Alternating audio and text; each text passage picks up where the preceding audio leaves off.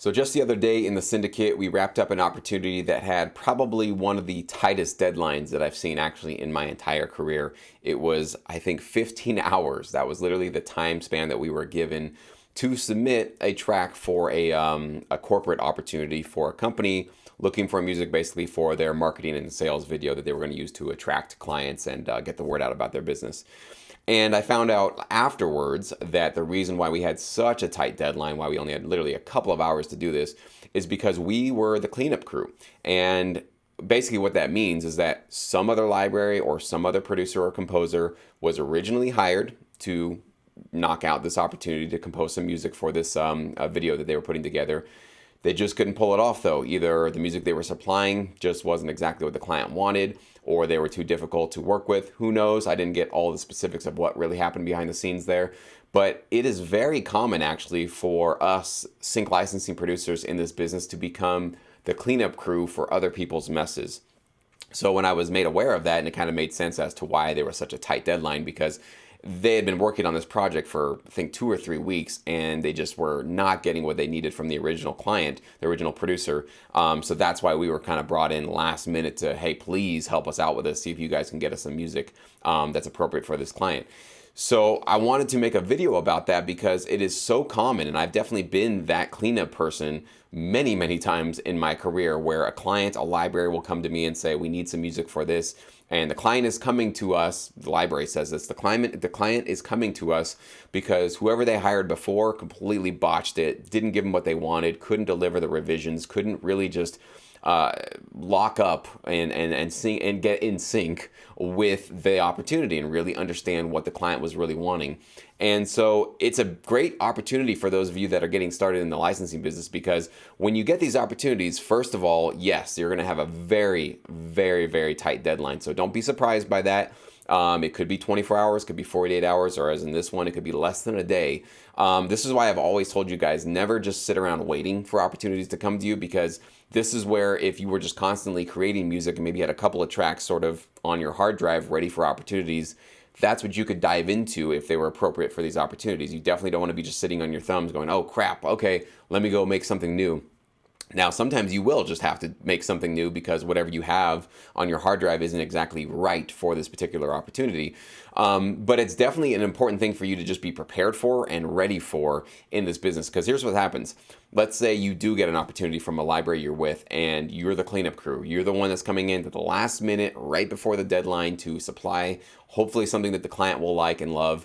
What's really great about these opportunities is that if you nail it, if you absolutely do give them the music that they were always looking for, that really delivered on the emotion, vibe, tone, branding, whatever it is they really wanted to get from your music. If you're the one that comes and saves the day and your cleanup crew services really do clean up the mess, well, guess who that client's going to be coming to over and over again? And guess who the library is going to remember every time that client comes back for more opportunities and for more music, right?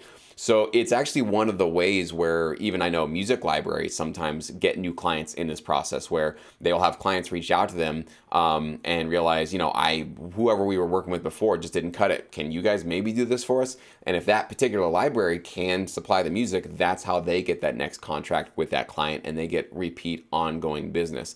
I have firsthand knowledge that there are definitely some libraries out there that are gaining their clients through this process of becoming the cleanup crew. So you absolutely should be prepared, ready for these opportunities, and try to, the best you can, the best tip I can give you guys is try to find out exactly what went wrong with the previous opportunity if you can, okay? Sometimes people will be very open and they'll blabber and they'll tell you all about what they probably won't tell you who the previous client was. Maybe they will, it's not really that important. But what's really important is what was it about the last interaction they were having with that client that didn't work out well, or what was it about the music that just wasn't quite hitting exactly what they wanted? Because when you have the brief in front of you, usually you're going to get like the description of what kind of music they want. And you also know what was it about the last client or the last composer or producer that just didn't knock it out of the park for them. With those two pieces of information, you have a golden blueprint. You have literally the cheat sheet of all cheat sheets that you could really want to make sure that you're going to, first of all, follow the guidelines, follow the brief, what they want, and not make the same mistakes that the original composer or client made, right? You're going to make sure that you can do the exact opposite, right? So if it was just that the last client maybe was very slow to turn in revisions and they just weren't really listening to what was being asked of them, you're going to make sure that you're very quick and very ready to make revisions, keep your schedule open and available to be able to do that.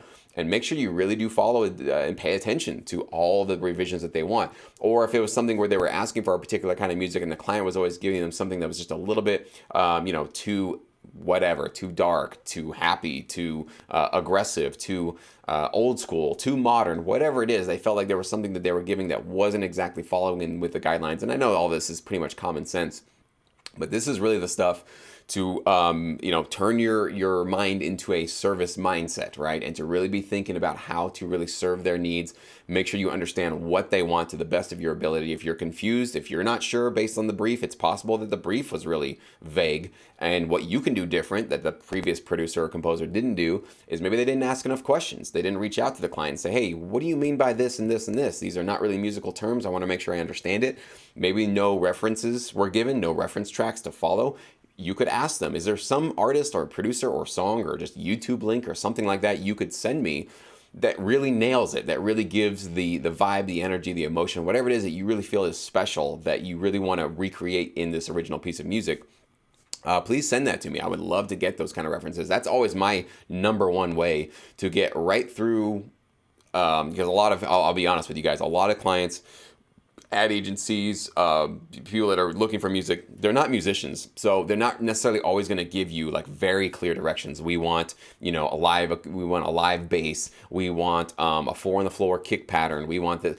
A lot of times they're not going to be able to give you all those very musical descriptor words to help you navigate how to compose a track. Sometimes they'll say things like, we want something modern, elegant, and sleek.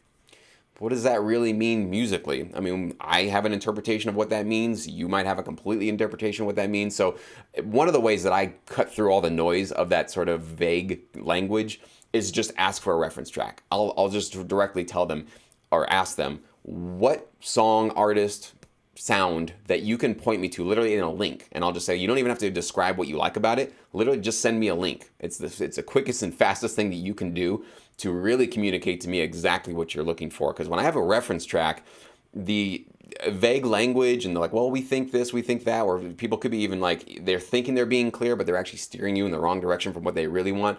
Having a reference track basically cuts through miscommunication better than anything else. So that's what I would definitely tell you guys to do, is always ask for that, because that could be one of the missing pieces from the last client that they just weren't nailing it for them, okay? So that's what I wanted to make this video for, just to make sure you guys are aware and prepared for those opportunities. And yes, they can be very quick, very tight turnaround opportunities. Of course, a lot of these do come with these great, generous upfront sync fees, so that's really fun and exciting to do. And I always say, even if you don't get the opportunity, even if you don't get it, always go for these, especially if you feel like it's a genre that you can submit to. Obviously, you don't want to step way outside your comfort zone and give them something that's just not good. But if you feel like you really have something to offer them, go for it. Give them 2 tracks. They might be looking for 1, give them 2. Because even if you don't get any tracks accepted, you've now just built up your catalog, right? You've used the energy and the excitement of maybe the sync fee or the placement or whatever it is, or just the tight deadline. Part of the fun of this business is these tight deadlines. It might seem like really stressful if you haven't had one, but once you get into it, it's just, there's nothing more exhilarating and exciting. It's literally like you're going on the roller coaster, because you're just excited about the placement, the opportunity, the money, the current or the future opportunities that this client could possibly bring you. You really want to prove yourself, so you have the sense of like, I have a responsibility, and I really want to prove myself and show that I really am capable and deserving of this opportunity. So you have all these great creative forces and motivating factors in your back pocket. Use them. That is very valuable juice. That's a very valuable resource that you should, when you get it, when you have this sort of energy and this excitement to get forward and get going on making some new music, don't let that go to waste. Just extract every bit of juice you possibly can from that fruit and really squeeze all you can out of that opportunity, even if you don't get it, because it's possible there could be a couple of composers on the library you're with that are also submitting to it. But even if you don't get it, you've just boosted up your catalog by a couple of tracks. You've just gotten some great experience. You've just whatever you feel you can get out of the opportunity, just the experience of it. go for it. Definitely is something that you should be doing. And you also it can be doing, even if you don't get the opportunity, but by submitting, let's say, 2 tracks to the opportunity when they only ask for 1, well, what that's doing for your brand with the library is showing them that you're not only hungry, you're not only available, but you're going above and beyond. You're one of those A+ producers that's going to absolutely knock it out of the park for them moving forward when they get other very tight deadline turnarounds. And these are the kind of opportunities that if it's, it could be a 24 or 48 hour opportunity, you can see 5, 10, 20 grand opportunities being offered with these very tight deadlines. And that one opportunity could make or break your entire year, or at least bump you up in a very significant portion of your income for the entire year.